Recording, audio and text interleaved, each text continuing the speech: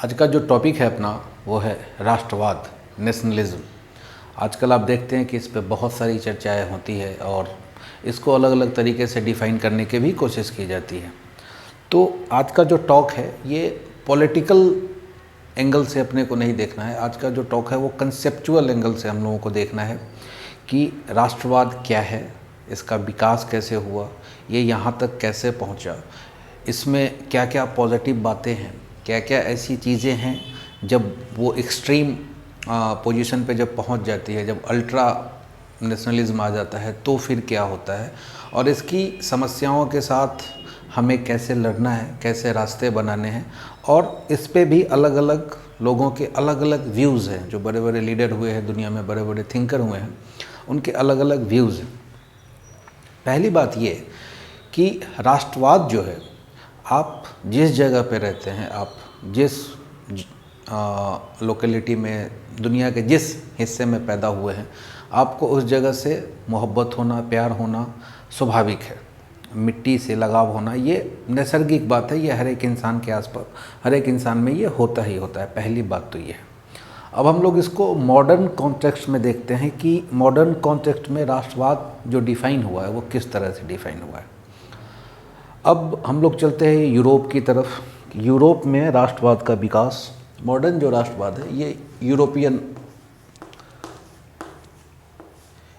का राष्ट्रवाद,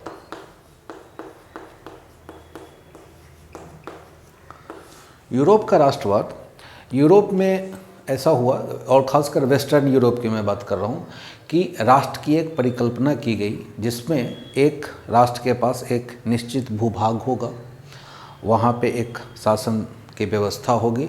उस समय चूँकि मोनार्की व्यवस्था थी तो राजा ही राष्ट्र का हेड हुआ करता था। उनका अपना एक कल्चर होगा, एक कल्चर के लोग होंगे, एक जैसे लोग होंगे, और राष्ट्र का विकास इस संदर्भ में हुआ। तो यूरोप में जो पश्चिमी यूरोप का जो राष्ट्रवाद है उसमें आप देखेंगे कि चूँकि कल्चरल डाइवर्सिटी वहाँ पे कम है और छोटे छोटे मुल्क थे, छोटे छोटे एरिया था जो देश बने, तो उनकी अपनी एक पहचान होगी और उसको मान्यता दी गई। ठीक है, वेस्टफेलिया की संधि हुई, फिर 30 साल युद्ध हुआ और ये सब तरह की चीज़ें चलती रही। तो राजा ने क्या किया कि आम जनमानस को अपने साथ जोड़ने के लिए, शासन प्रणाली को बेहतर बनाने के लिए क्या किया कि राष्ट्र की परिकल्पना की और एक जैसे लोगों को एक साथ लाने की कोशिश थी वहाँ पे। तो स्टार्टिंग में ऐसा था कि जो किंग होता था वही राष्ट्र होता था, मतलब ऐसा, यही राष्ट्र हो गया। ठीक है, बट इसमें क्या हुआ कि आप आम लोगों को नहीं जोड़ सकते। ठीक है, वहाँ पे रहने वाले अलग अलग लोग हैं, एक राष्ट्र में अलग अलग तरह के लोग रहते हैं। जैसे फॉर एग्जांपल कि ये स्लैब 1 है, अब इसमें ऐसे लोग होंगे जो उस स्टेट के, उस राज्य के जो सबसे बड़े लोग हैं, ठीक है, पूंजीपति है, बिजनेसमैन है, पावरफुल लोग हैं, ठीक है, बुर्जुआ क्लास के लोग हैं। फिर उसके बाद सेकेंड टाइप के लोग होंगे जो उन मध्यम वर्गीय लोग, और उसके बाद मिडिल क्लास, और उसके बाद मजदूर, ठीक है ना, लेबर क्लास। ये 3 तरह के लोग हैं। तो इनका जुड़ाव राष्ट्र के प्रति उतना हो नहीं पा रहा था। इसको शक्ति तब मिली जब फ्रांस में क्रांति हुई। तो फ्रांस की जो क्रांति है, ये आधुनिक जो राष्ट्रवाद है, इसमें फ्रांस की क्रांति का बहुत बड़ा रोल है। क्योंकि फ्रांस की क्रांति में आपने सुना होगा कि 3 नारा आया, लिबर्टी, इक्वलिटी एंड फर्टिनिटी। इसका मतलब है कि आज़ादी, स्वतंत्रता, समानता और बंधुत्व, भाईचारा। ठीक है, भाईचारा, ये मुख्य रूप से। और ये जो क्रांति थी, इसने जो मिडिल क्लास जो लोग थे और उस देश, उस भूभाग में रहने वाले जो मैक्सिमम लोग हैं, इनको एक साथ जोड़ा। क्योंकि आप लोगों को इकट्ठा तभी रख सकते हैं जब आप इन 3 चीज़ों की गारंटी उस समाज को देते हैं, तो लोग जुड़ जाते हैं उसके साथ। तो फ्रांस की क्रांति की बहुत बड़ी, राष्ट्रवाद के डेफिनेशन में फ्रांस की क्रांति का बहुत बड़ा रोल रहा। और इसमें जो रूसो का जो स्टेटमेंट है कि सत्ता जो है वो जन सामान्य में निवास करती है, तो उस समय दुनिया में ऐसा हुआ था कि दुनिया में रेनेसा आ चुका था, पुनर्जागरण आ चुका था, लोग अलग अलग स्तर पे सोच रहे थे, बहुत सारी फिलॉसफी की धाराएं जो थी वो पैरेलली बह रही थी, और यहाँ से राष्ट्र का कंसेप्ट स्टार्ट हुआ और लोग अपने देश को, जिस जगह पे वो रहते हैं, उसके प्रति समर्पित होने लगे। आम लोगों का इंटरेस्ट उसके साथ डायरेक्टली जुड़ने लगा, क्योंकि जो राष्ट्र था वो उनकी कम से कम ये बेसिक जो चीज़ें थी उसको सिक्योर करने की बात करता था। बट ये स्टार्टिंग का फेज़ था, पूरी तरह से तो ऐसा नहीं कि इसमें पूरी तरह से सफलता पाली गई, ऐसा नहीं हुआ। कुछ चीज़ें जैसे वोटिंग राइट्स वगैरह हैं, ये बहुत बाद में आए, बहुत बाद में लोगों को मिला, बहुत तरह की बातें हुई। अब इसके पैरेलल एक विचारधारा और जन्म ली, क्योंकि मार्क्स साहब आ चुके थे, कार्ल मार्क्स, और आपको पता है कि साम्यवाद ये दुनिया में जो है वो एक आंधी की तरह आया और इसने इस राष्ट्रवाद की जड़ें हिला दी। ठीक है, साम्यवाद कहता था कि ये फर्जी है, ये जो middle class, upper middle class और जो हाई क्लास लोग हैं, ये इन्हीं का सिस्टम है, ये उसको बचाए रखने के लिए, उस संपत्ति पे कब्जा करने के लिए ये लोगों को क्या दे रहा है, ये लोगों को झूठा टॉफ़ी दे रहा है। इनका लोगों के उत्थान से कोई लेना देना नहीं है, क्योंकि इसमें आपको पता है कि ये पूंजीवादी व्यवस्था, कैपिटलिज्म का भी उदय इसी के साथ हुआ। ठीक है, इंडस्ट्रियल रिवॉल्यूशन आ चुका था, दुनिया जो में औद्योगिक क्रांति होने लगी थी और मज़दूरों की हालत बहुत ख़राब थी उस समय। तो मार्क्स की जो थ्योरी है, मार्क्सवाद आया और जिसमें रसिया की क्रांति अब हो जाती है। ठीक है, तो रसिया में क्रांति हुई, लेनिन आए और रसिया की स्थापना हुई, जार के खिलाफ आंदोलन हुआ और आपको पता है कि रसिया में एक नई सरकार आई, पहली कम्युनिस्ट सरकार बनी रसिया में। बट प्रॉब्लम ये हुआ रसिया, क्योंकि साम्यवाद की विचारधारा में आप देखेंगे तो एक समय के बाद स्टेट जो है वो क्या हो जाता है, गायब हो जाता है। मतलब लोग इतने अच्छे हो जाएंगे, इतना अच्छा सिस्टम हो जाएगा कि इसकी ज़रूरत ही नहीं पड़ती है। मगर शासन चलाने के लिए कुछ न कुछ आपको व्यवस्था चाहिए, और साम्यवाद को भी वहाँ पे राष्ट्रवाद के साथ ये समझौता करना पड़ा और उनको भी एक सोवियत स्टेट, ठीक है, बनाना पड़ा। तो इससे सोवियत संघ की स्थापना हुई, सोवियत संघ। ठीक है, अभी जिसका बहुत बड़ा पार्ट रसिया है और आप उसका असर देख रहे हैं कि आज के समय में रसिया और यूक्रेन में जो युद्ध चल रहा है वो कहीं न कहीं इस विचारधारा के कारण है। और अगर साम्यवाद की विचारधारा को अगर हम लोग माने तो उसमें इस तरह की बातें नहीं, इस तरह की बातें थी नहीं। तो राष्ट्रवाद एक ऐसा कंसेप्ट है जिससे कि दुनिया की कोई भी जो विचारधारा है वो बच नहीं सकती है, और ये इतना इसके अंदर अट्रैक्शन है कि लोग इसमें आते ही आते हैं, स्वाभाविक सी बात है। और ये एक समाज को, एक वर्ग को दूसरे से जोड़ता है। अब उसी के क्रम में, क्योंकि अब रसिया की जब क्रांति हुई थी 20वीं शताब्दी में, तो उस समय भारत भी करवटें बदल रहा था। भारत में भी लोग आज़ादी की मांग कर रहे थे, लोग अपने अपने ढंग से अलग अलग स्तर से बातें कर रहे थे कि भारत को आज़ाद होना चाहिए, और कुछ विचारधाराएं थी जिसके हिसाब से कि हमारा देश कैसा हो, किस तरह से हो, इस पे भी बातें चल रही थी। अब इसमें कुछ जो लोग हैं ये बहुत महत्वपूर्ण हैं, क्योंकि इनकी जो विचारधारा थी वो बहुत महत्वपूर्ण थी। उसमें से एक हैं डॉक्टर B.R. अम्बेडकर, एक उनकी विचारधारा थी राष्ट्र को लेकर के। फिर एक हैं भगत सिंह, उनकी एक विचारधारा थी, मगर भगत सिंह को बहुत कम उम्र में ही आपको पता है कि वो आज़ादी की राह में शहादत उनकी हो गई। तो उनका लिखा हुआ बहुत कम है, उनकी एक किताब है, पढ़नी चाहिए। मगर भगत सिंह को जब आप देखेंगे तो भगत सिंह के साथ सारी चीज़ें हैं। आज भारत में बहुत भगत सिंह को सेलिब्रेट किया जाता है, लोग उनको बहुत मानते हैं। बट उनकी किताब को अगर आप पढ़ेंगे तो उसमें यह था कि जो धर्म है, धर्म को लेकर के थोड़ा सा वो उदासीन रुख उन्होंने अपनाया था। उन्होंने बोला था कि अगर ऐसा रहा तो एक अच्छे राष्ट्र की परिकल्पना बहुत मुश्किल हो जाती है। और उसका कारण ये भी आप मान सकते हैं कि जब भगत सिंह को फांसी लगने वाली थी और जेलर ने आके बोला कि टाइम हो गया है, तो वो किताब पढ़ रहे थे और पूछा कि क्या पढ़ रहे हो, तो बोला कि एक क्रांतिकारी दूसरे क्रांतिकारी से बात कर रहा है। वो लेनिन की किताब पढ़ रहे थे कोई। तो मार्क्सिस्ट विचारधारा जो थी वो उससे प्रभावित थे। फिर एक आइडियोलॉजी थी वीडी सावरकर की, ठीक है, हिंदुत्व की आइडियोलॉजी कि राष्ट्र की परिकल्पना कैसी हो, किस तरह से हो। मैं नेहरू, जवाहरलाल नेहरू साहब को इसलिए अभी इसमें कोट नहीं कर रहा हूँ क्योंकि वो पीएम बन गए थे, तो उनकी विचारधारा को लाना थोड़ा सा इसमें उनको हम लोग बाद में समझेंगे कि उन्होंने किस तरह से इन दोनों के बीच रास्ता कैसे निकाला और समाजवाद, सोशलिस्ट पैटर्न को डेवलप कैसे किया गया। क्योंकि सही बात है कि आप दुनिया में कभी भी एक्सट्रीम पे नहीं चल सकते। एक्सट्रीम पे चलना तलवार की धार पे चलने जैसा है, ठीक है, वो बहुत खतरनाक हो जाता है कभी कभी। तो इन दोनों को समझेंगे, क्योंकि जब राष्ट्रवाद अपने एक्सट्रीम पे पहुंचा, चरम पे पहुंचा, तो इसमें भी प्रॉब्लम आया, और जब साम्यवाद अपने चरम पे पहुंचा तो इसमें भी प्रॉब्लम आया। और प्रॉब्लम किसको हुआ? आम लोगों को ही प्रॉब्लम हुआ। तो अभी हम लोग ये देखेंगे कि जो इसका विकास है वो किस तरह से और कैसे हुआ। तो राष्ट्रवाद जो है, अब इसको मैं जर्मनी के साथ जोड़ता हूँ और इटली के साथ जोड़ता हूँ मैं, ठीक है।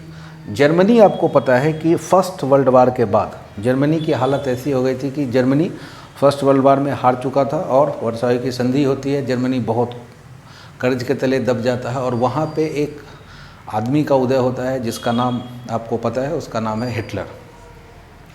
तो हिटलर लोकतांत्रिक ढंग से ही किसी न किसी तरह से वो वहाँ का चांसलर बन जाता है, और उसके बाद उसने जो नारा दिया, राष्ट्रवाद में होता ये है कि लोग, जैसे कि मार्क्स ने कहा था कि धर्म जो है वो अफीम है, ये कम्युनिस्टों का बहुत पॉपुलर सा स्टेटमेंट है कि धर्म जो है वो अफीम है। अब ऐसा नहीं है कि ये स्टेटमेंट जो था इसके नताइज बहुत अच्छे निकले, इसका रिज़ल्ट बहुत अच्छा आया। हर एक विचारधारा में कुछ ना कुछ कमियां, कुछ ना कुछ खूबियां ये रहती हैं। देखिए, सबसे बड़ी बात यह है कि पूरा का पूरा जो कोई भी जो थ्योरी है वो नैरेटिव है, और नैरेटिव कभी कंप्लीट नहीं होता। हाँ, नैरेटिव को यूज़ करने का तरीका क्या हो सकता है, किस तरह से हो सकता है कि उसके मिनिमम, जो उसके निगेटिव पोर्शन है उसके मिनिमम असर हों। इसको आप ऐसा समझे कि कोई इंसान अगर धूप में चल रहा है तो ऐसा हो ही नहीं सकता है कि उसका छाया नहीं बने, शैडो तो बनेगा ही बनेगा बाय डिफ़ॉल्ट। तो अब देखना ये होता है कि उसका मिनिमाइज़ कैसे किया जाए, उसको कम से कम रखने की कोशिश जो है वो कैसे की जाए। तो इसमें होता ये है कि राष्ट्र को लेकर के एक भावनात्मक प्रवाह जिसको बोलते हैं, एक भावनात्मक प्रवाह की तैयारी की जाती है, और राष्ट्र को दुनिया में नंबर 1 बनाने की बात की जाती है कि हम, और इसमें इतिहास, जो इतिहास है इसका हमेशा इस्तेमाल किया जाता है। और इतिहास, आपको पता है कि इतिहास हर एक जगह का स्वर्णिम ही होता है।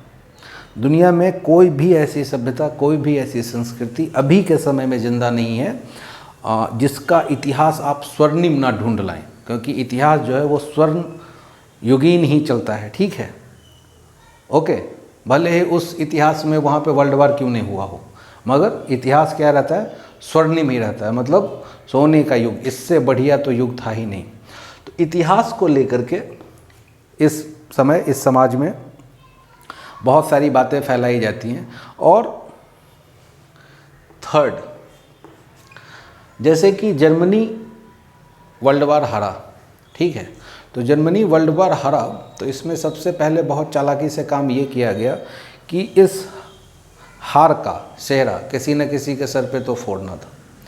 तो हिटलर ये जानता था कि जब तक कोई इंटरनल एनिमी नहीं बनाया जाएगा, जब तक कोई आपके यहाँ, आपके देश में कोई दुश्मन नहीं हो, तब तक ये जो भावना का जो प्रवाह है वो एग्रेसिव नहीं हो सकता है। तो उन्होंने क्या किया, इंटरनल एनिमी तैयार किया। और इंटरनल एनिमी तैयार करने के लिए उनको बहुत मेहनत नहीं करना था। यहूदी थे वहाँ पे,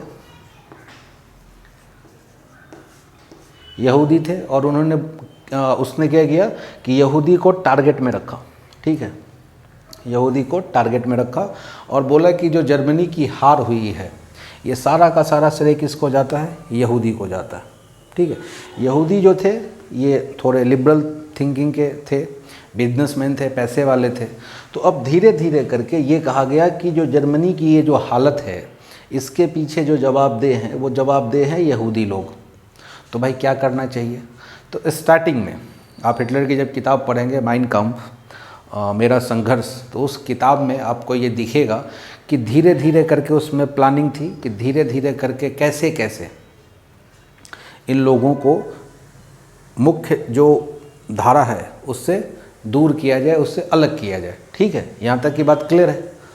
तो इनका क्या होने लगा? आइडेंटिफिकेशन होने लगा। ठीक है ना, इनका जो है निशानदेही किया जाने लगा। ठीक है, इनको आइडेंटिफाई किया जाने लगा। ठीक है, इनको बाद में तो ऐसी हालत हो गई कि जब यहूदी लोगों को येलो बैच दिया जाता था, और आपको पता है कि उसके जो नतीजे में है वो क्या निकला? नतीजे में ये निकला कि कितने लाखों जूसों की हत्या हुई। लोग कहते हैं कि 1 करोड़ के आसपास लोगों को हिटलर ने मार दिया।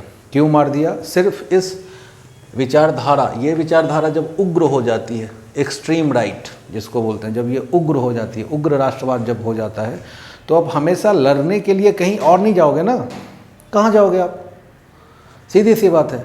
तो आपको राजनीति में और राष्ट्रवाद का इस्तेमाल जो है, जो पार्टी करती है, ठीक है, जैसे हिटलर की जो पार्टी थी, नाजी पार्टी जो थी, जिसको नाजीवाद भी बोलते हैं, हिटलर की जो पार्टी थी, वो एक्सट्रीम राष्ट्रवाद में क्या होता है कि जो पार्टी उसको लेके आगे चलती है वो धीरे धीरे धीरे धीरे करके क्या है, उस राष्ट्र के पूरे सिस्टम पे कब्जा कर लेती है। और हिटलर ने भी सेम वैसा ही किया।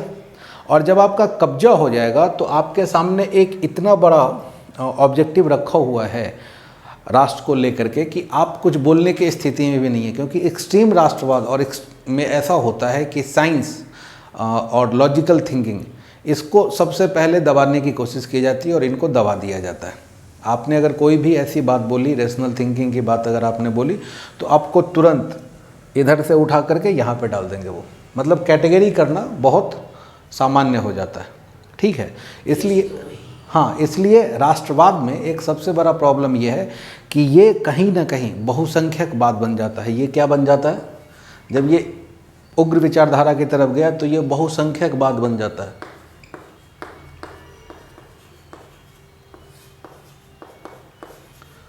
बहुसंख्यकवाद, बहुसंख्यक लोगों को हमेशा, और आप इसका प्रेजेंट एग्जांपल मैं आपको दूँ, रवांडा एक देश है, ठीक है, कभी आपको मौका मिले तो रवांडा के बारे में थोड़ा सा पढ़िए। और 95-96 के समय वहाँ पे एक रेडियो पे अनाउंस होता था, रेडियो रवांडा, और वहाँ पे 2 जनजातियाँ थीं जो प्रमुख थीं, और ऐसा हुआ कि उनका जो एक्सट्रीम राष्ट्रवाद था तो रेडियो पे अनाउंस होते थे, और वहाँ पे दूसरी जो जाति थी उसका क्या है, उनको क्लिनजिंग करने की बात होती थी, उनको ख़त्म करने की बात होती थी। प्रेजेंट में अगर आप एग्जांपल लें तो श्रीलंका की हालत आप देखें, कुछ दिन पहले अगर आप श्रीलंका की लेटेस्ट 10 साल की हिस्ट्री अगर आप पढ़ें तो उसमें आपको पता चलेगा कि श्रीलंका जैसे देश का, जहाँ की लिटरेसी ऑलमोस्ट 90% के आसपास है, बहुत ही अच्छी लिटरेसी रेट है, एक अच्छा प्रोग्रेसिव कंट्री था, और एक्सट्रीम राष्ट्रवाद ने आज वहाँ पे क्या हालत कर दी है। तो एक चीज़ जो बहुत अच्छी हो सकती है, उसके अगर उसको इस तरह से डील किया गया, ठीक है, तो उस चीज़ के रिज़ल्ट बहुत उलट भी मिलते हैं। ठीक है, उलट मिलने का मतलब क्या है कि एक भावना, मैंने कहा ना कि आपकी जो भावना है, आपकी भावना को कैसे उत्तेजित किया जा सकता है। तो आपके सामने रोज़ ऐसे कुछ एग्जाम्पल रखे जाएंगी, ऐसी चीज़ें रखी जाएंगी जिसमें कि आपके अंदर की कुछ जो भावना है वो भर के, ठीक है। इसी के साथ आप इटली की तरफ आ जाइए, यहाँ पे हिटलर था, ठीक है, यहाँ पे था हिटलर, और यहाँ पे मुसोलिनी, ठीक है।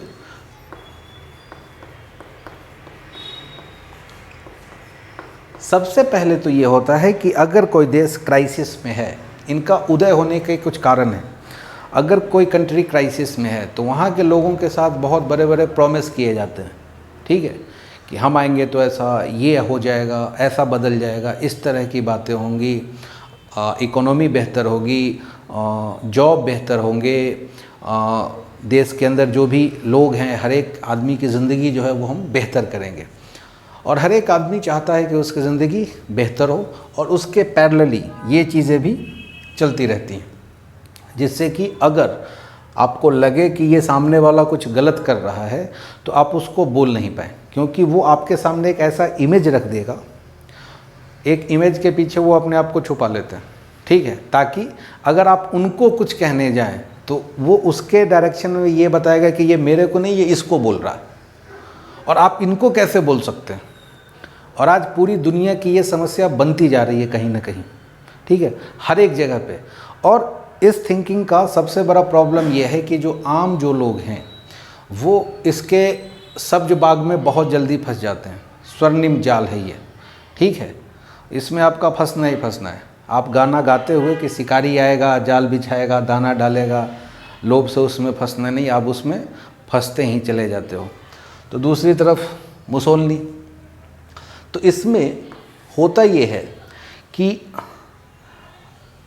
जब मैं बोल रहा हूँ कि राष्ट्रवाद, तो राष्ट्रवाद के दो पहलू हैं, ठीक है, इसको थोड़ा सा कंसेप्चुअल हम लोग समझें। पहला पहलू यह है कि आप जिस राष्ट्र जिस देश में रहते हैं वहाँ के लोगों से, वहाँ की जगह से आपको मोहब्बत होगा ही होगा, और एक कॉमन सीमेंटिंग फोर्स चाहिए जिसको लेकर के हम लोग एक ऐसा सिस्टम बनाए जिससे कि जिस राष्ट्र जिस देश में हम आप रहते हैं उसकी स्थिति सबसे वन हो, सबसे बेहतर हो, ठीक है, वहाँ के लोगों का जो लिविंग स्टैंडर्ड है वो बहुत अच्छा हो जाए। और दूसरी तरफ ये है कि चूँकि इस विचारधारा को लेकर के जो पार्टियां आगे बढ़ती हैं, ठीक है, तो उनका जब इस सिस्टम पे जैसा कि हिटलर का कब्जा हो गया जर्मनी पे, ठीक है, मैं जर्मनी और इटली की ही बात करूँगा, ओके, क्योंकि हम लोग इसको उसी संदर्भ में समझने की कोशिश करेंगे और बाद में हम लोग इस संदर्भ में भी समझेंगे कि भारत का जो राष्ट्रवाद है वो इनसे कैसे अलग है। अब मैंने बोला था कि जो एक्सट्रीम राष्ट्रवाद है वो साइंटिफिक डेवलपमेंट के लिए भी प्रॉब्लम होता है। आपको पता होगा कि अल्बर्ट आइंस्टीन ये जर्मन थे, ठीक है, जर्मनी में रहते थे और इन्होंने थ्योरी ऑफ रिलेटिविटी दी। आज पूरी दुनिया उस पर चल रही है और न जाने उसके कितने एक्सटेंशन होते जा रहे हैं, लोग नई नई चीज़ें उनसे सीखते जा रहे हैं, समझते जा रहे हैं। तो जब उनकी जो थ्योरी आई थी और आइंस्टीन काफ़ी बड़ा नाम हो चुके थे उस समय, तो ये हालत थी कि उनका जर्मनी में रहना मुश्किल हो गया था। और मैं आइंस्टीन का नाम तो मैं इसलिए ले पा रहा हूँ क्योंकि ये इतना बड़ा नाम था, क्योंकि पूरी दुनिया जानती थी। ऐसे और बहुत सारे प्रोग्रेसिव थिंकर या फिर जो डिसेंट थे, जो अच्छी बातें करते थे, जो बोलते थे कि नहीं इस तरह की चीज़ें बाद में आपको बर्बादी के कगार पे ले जाएंगी, तो उनको धीरे धीरे धीरे करके या तो उनको साइड कर दिया गया या फिर परसिक्यूट कर दिया गया, उनको मार दिया गया। और उसके बदले में हुआ क्या, अब मैं फिर से बोलूँगा। अब जर्मनी की बात ही कर लेता हूँ पहले से। आपको पता होगा कि जर्मनी का एकीकरण किसने किया? बिस्मार्क ने किया, ठीक है, और वह बिस्मार्क की सोच थी। तो अगर बिस्मार्क जैसा आदमी नहीं आता तो जर्मनी का एकीकरण भी नहीं होता और जर्मनी एक राष्ट्र के रूप में भी नहीं बनता। तो आप देखिए कि राष्ट्रवाद की परिकल्पना बहुत अच्छी है। एक ऐसा देश जिस पे दूसरे जिसके रिसोर्सेज पे, जिसके संसाधनों पे दूसरे पश्चिमी ताकतों का कब्जा था, कहीं ऑस्ट्रिया हंगरी एम्पायर का कुछ कब्जा था, फ्रांस का कुछ कब्जा था, ठीक है। तो अगर बिस्मार्क जैसा आदमी, राष्ट्रवादी आदमी अगर नहीं आता तो जर्मनी बनता ही नहीं।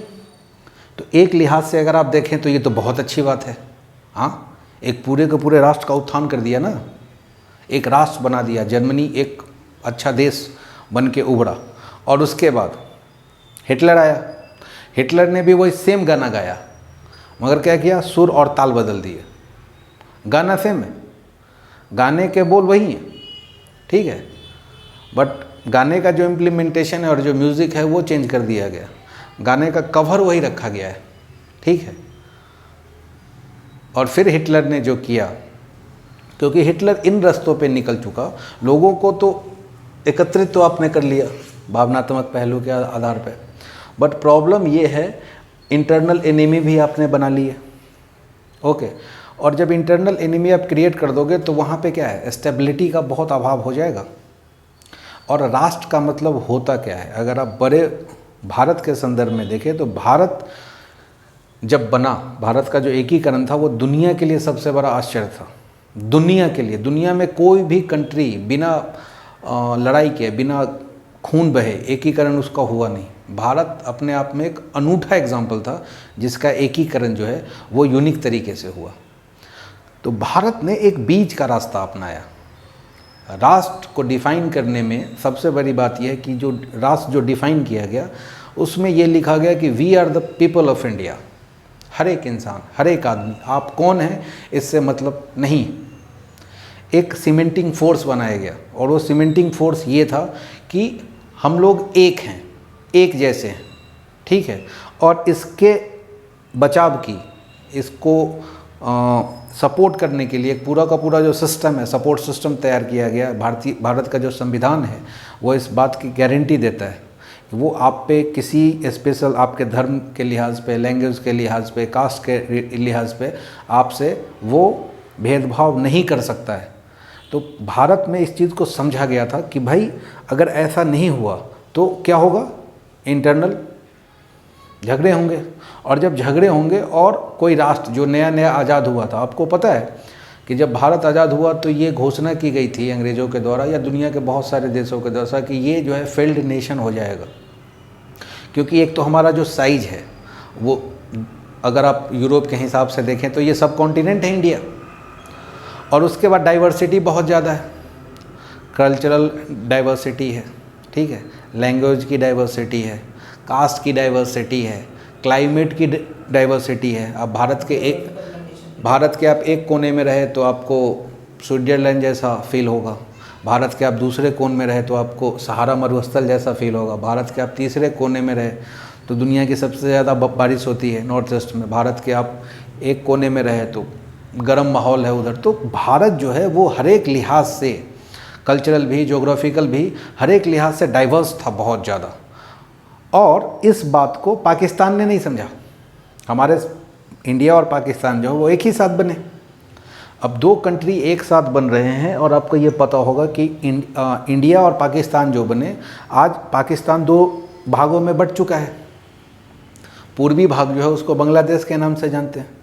आखिर ऐसा क्या हुआ कि पाकिस्तान जो है अपनी जो यूनिटी थी उसको बचा के नहीं रख सका? हमें इस बात पे ध्यान देना चाहिए। और आखिर इंडिया ने ऐसा क्या किया कि इंडिया इतना डाइवर्स होने के बावजूद, इतना बड़ा साइज़ होने के बावजूद, इतनी बड़ी जनसंख्या होने के बावजूद भी हम लोग एक दूसरे के प्रति, मैंने बोला था ना, बंधुत्व, संविधान मान लीजिए कि आपको हक दे देता है, वोटिंग का राइट्स आपको दे दिया, बहुत अच्छी बात, आज़ादी भी आपको दे दी, बट अगर समाज में बंधुत्व की कमी है, अगर उसका स्पेस नहीं है, तो इन दोनों चीज़ों को सुरक्षित रख पाना मुश्किल हो जाता है, ठीक है।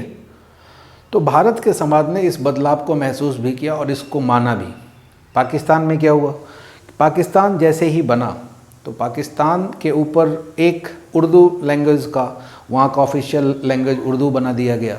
जब गए उधर बांग्लादेश तो एक देखिए, सबसे बड़ी बात यह है कि लैंग्वेज कम्युनिकेशन के पॉइंट ऑफ व्यू से अगर आप देखें तो सिर्फ रिलीजन ही एक मात्र चीज़ नहीं है जिसके कारण लोग एक साथ रह सकते। पाकिस्तान का एग्जांपल आपके सामने है। पूर्वी जो पाकिस्तान था उसकी जो बोली है वो बंगाली थी, उनका जो राष्ट्रगान है वो भी बांग्ला में है, हमारा सोनार बांग्ला, ठीक है, और वो भी लिखा हुआ टैगोर साहब का ही है। तो जब वो गए तो उन्होंने बोला कि नहीं, 2 यूनिट उन्होंने बना दिया, 1 यूनिट 2 यूनिट। भारत ने उसके पैरेलल क्या किया, भारत ने यूनिट नहीं बनाए, लैंग्वेज डाइवर्सिटी को देखते हुए चीज़ों को डिफ़ाइन किया, धीरे धीरे करके स्टेट बनाए उस हिसाब से, बोली के आधार पे, कल्चर के आधार पे। फिर उन्होंने बोला कि भाई अब तो सब कुछ उर्दू में होगा, आपको उर्दू में ही सब कुछ करना पड़ेगा। अब एक बड़ा समाज जो है, जो उस बोली को नहीं जान रहा है, उसको समझ नहीं रहा है और आप एकाएक उस पर लाद देंगे ये चीज़ें, तो वो क्या करेगा, धीरे धीरे वो जो चीज़ है सेकेंड क्लास सिटीज़न होने की जो मेंटालिटी है वो बढ़ती चली जाती है और वो बढ़ी और आज बांग्लादेश जो है वो एक दूसरा देश बना हुआ है। हकीकत हमारे आपके सामने है। तो भारत ने इसमें बहुत शानदार बीच का रास्ता अपनाया था और ये खूबसूरत रास्ता है। देखिए, ज़िंदगी ना पूरी ब्लैक है, ज़िंदगी ना पूरी वाइट है। ज़िंदगी का कलर जो है ना वो ग्रे शेड में है ज़िंदगी, थोड़ा ब्लैक थोड़ा वाइट। इसको आप ऐसे समझें कि आप किसी सड़क पे जा रहे हैं तो उस सड़क के दो छोर होंगे, लेफ़्ट और राइट, ठीक है। तो आप एक्सट्रीम नहीं चल सकते कहीं पे कि नहीं नहीं मैं लेफ़्ट ही चलूँगा, नहीं नहीं मैं राइट ही चलूँगा। गाड़ी कहाँ पे चलेगी, बीच में चलेगी, आपको एडजस्ट करना पड़ेगा।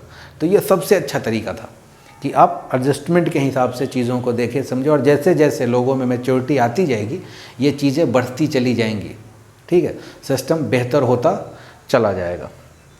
तो भारत ने इस लिहाज से इस राष्ट्रवाद के मामले में बहुत ही अच्छा काम किया, आम लोगों को जोड़ने की कोशिश की और इसी का नतीजा है कि आज जो हमारा 75वां स्वतंत्रता दिवस आने वाला है, जिसका अमृत महोत्सव मनाने की तैयारी चल रही है और भारत ने ये जो 7 दहाई है बहुत अच्छे से और साइंटिफिक अप्रोच के साथ चीज़ों को आगे बढ़ाया है, लोगों को बहुत अच्छे से एजुकेट किया है।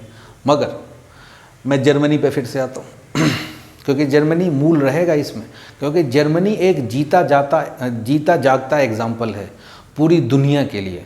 खुद जर्मन लोग बोलते हैं कि हम लोगों ने जो किया है, हम लोगों ने जो आग लगाई और जिससे हमारे यहाँ पे तबाही आई, दुनिया उसको देख के डरे। सेकेंड वर्ल्ड वार चालू कर दिया हिटलर ने, ठीक है ना। उसको क्या बनाना था, ग्रेटर जर्मनी बनाना था। हम ये बनाएंगे ग्रेटर, और ग्रेटर बनाओगे तो बनाओ। ग्रेटर जर्मनी बनाने की परिकल्पना से वो आगे बढ़ा, इस सोच से आगे बढ़ा। स्टार्टिंग में जर्मनी को सफलता भी बहुत मिली, मगर होता ये है कि जब आप कोई गलत काम करते रहेंगे तो कभी न कभी ऐसा होता है कि बाजी उल्टी पड़ जाती है। हिटलर के साथ भी ऐसा हुआ और उसका नुकसान क्या हुआ, जर्मनी की राजधानी है बर्लिन और आपने देखा होगा कि बर्लिन के बीचों बीच दीवार आ गई। और ये तो उनको बोलना चाहिए कि उनको अकल आ गया और उन्होंने जर्मनी की दीवार गिरा दी, नहीं तो उसके एक साइड में था रसिया जो उस समय का सोवियत संघ था और दूसरे साइड में किसका कब्जा था, यूएसए का। इधर का आदमी इधर नहीं आ सकता, इधर का आदमी उधर नहीं आ सकता। मान लो कि तुम सब्जी खरीदने गए थे, उधर रह गए तो तुम उधर ही रह गए, तुम्हारी पूरी फैमिली इधर। ये हालत थी। और हिटलर का क्या हुआ ये भी आपको पता है। हिटलर ने वादा किया था अपने लोगों को दुनिया का सबसे अच्छा सुविधा देने का, सबसे अच्छी व्यवस्था देने की, मगर ये हिटलर की चाल थी पावर में आने के लिए। आप हमेशा इस बात को ध्यान रखिए कि हिटलर का जो बचपन है वो बहुत एक समय था जब उसकी फैमिली में क्राइसिस आ गया तो असुविधाओं में बीता, ठीक है। और इससे वो बहुत खिन्न रहता था, बहुत गुस्सा रहता था वो हिटलर। स्टालिन को आप देखिए इधर, उसका भी जो बचपन है, स्टालिन की बायोग्राफी में और हिटलर की बायोग्राफी पे कभी हम लोग बात करेंगे तो उसका भी जो बचपन है वो बहुत खतरनाक रहा। इसलिए कहते हैं कि बच्चों के साथ बहुत अच्छा व्यवहार करना चाहिए, उनकी परवरिश अच्छे से करनी चाहिए, क्योंकि वो बच्चा जो है, हिटलर पेंटर बनना चाहता था भाई साहब, ब्रश हिलाऊंगा, पूरा दुनिया हिला दिया, ठीक है। और हिटलर की भी कुछ चीज़ें आपको बहुत फैसिनेट करेंगी, क्योंकि कोई आदमी जब किसी पोजीशन में पहुंचता है उसके पास कुछ ना कुछ स्पेशल तो होता ही है ना। 3 बजे सुबह में उठता था वो, 3 बजे उठता था वो, दारू नहीं पीता था। जर्मनी जैसे देश में जहाँ पे इतनी ठंड पड़ती है, जहाँ पे शराब जो है वहाँ के कल्चर का हिस्सा है। अब आप देखते हैं कि अब आप देखते होंगे कि लोग सऊदी अरब में शराब नहीं पीना चाहते या नहीं पीते। उसका कारण क्या है, सऊदी अरब का टेम्परेचर है 60 डिग्री, रेगिस्तान है, वहाँ तुम पियोगे ओल्ड मॉन्क, सुबह में अखबार में आ जाओगे डेड मॉन्क बन जाओगे आप। तो कहीं का जो खान पान है या फिर जो उसका कल्चर है वो वहाँ के जोग्राफिकल कंडीशन पे डिपेंड करता है। आपका कपड़ा कैसा होगा, आपका खाना कैसा होगा, वहाँ क्या अवेलेबल है, उसके हिसाब से चीज़ें बनती चली जाती है। तो जर्मनी के लिहाज से, जर्मनी का जो कल्चर है या फिर यूरोपियन जो कल्चर है, उसमें एक सबसे बड़ा प्रॉब्लम ये है कि आप शराब अगर नहीं पियेंगे, टेम्परेचर इतना कम रहता है कि आपके लिए प्रॉब्लम है। मगर हिटलर शराब नहीं पीता था, no drink, no alcohol, alcohol पीता नहीं था ये, ठीक है। ये सब अच्छी बातें हैं। अच्छा, जब वो भाषण देता था तो इतना अच्छा भाषण देता था कि लोग उसके मुरीद हो जाते थे।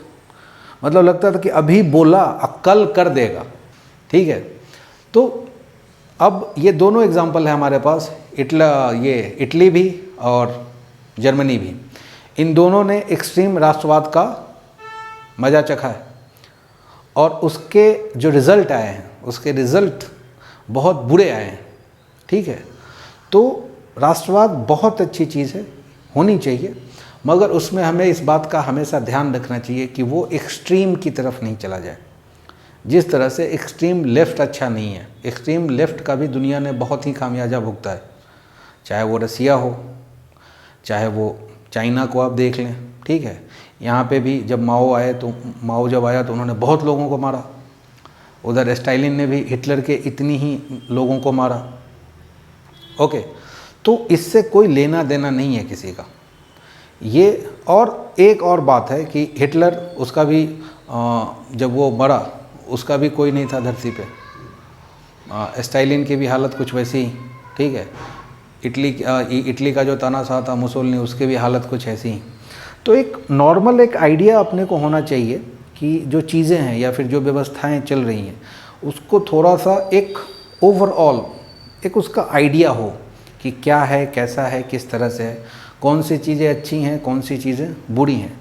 इसको आप यूँ समझें कि एटॉमिक एनर्जी बहुत अच्छी बात है, पूरी दुनिया की एनर्जी का सॉल्यूशन निकल सकता है उससे, बराबर है। और दूसरी तरफ यह है कि अगर आप उससे बम बना दें, ठीक है, तो परमाणु बम भी बन सकता है। और आज आप देखते हो कि पूरी दुनिया में लोग इस बात पे बहुत ये ताव में रहते हैं कि हमारे पास परमाणु बम है, कुछ करोगे तो मार देंगे। हिरोशिमा के ऊपर जो परमाणु बम गिराया गया था ना, उसमें जो यूरेनियम था वो कहते हैं टेनिस बॉल के साइज़ का था। और आइंस्टीन का जो इक्वेशन है E=mc², जब मैटर जो है वो पूरी तरह से जब एनर्जी में कन्वर्ट होता है, तो आप देख रहे हो कि C का वैल्यू तो सबको पता है 3 × 10⁸, उसका स्क्वायर। जब ये मैटर पूरी तरह से कन्वर्ट हो जाएगा एनर्जी में तो कितना खतरनाक होता है। तो एक टेनिस बॉल जो है वो बर्बाद करके रख दिया जापान को, ठीक है। और इसके आप नतीजे देखते ही हैं कि आज दुनिया जो है किस तरफ जा रही है। ऐसा लगता है कि कभी भी अगर उस तरह का हम लोग बारूद की ढेर पे बैठे हुए हैं। एक बहुत काबिल आदमी ने कहा था कि मुझे ये नहीं पता कि 3rd वर्ल्ड वार किन किन हथियारों से लड़ा जाएगा, मगर मुझे ये पता है कि 4था वर्ल्ड वार जो है ना, वो लाठी डंडों के सहारे लड़ा जाएगा। मतलब इसका मतलब ये है कि इतनी तबाही आएगी कि कुछ भी नहीं बचेगा। ओके।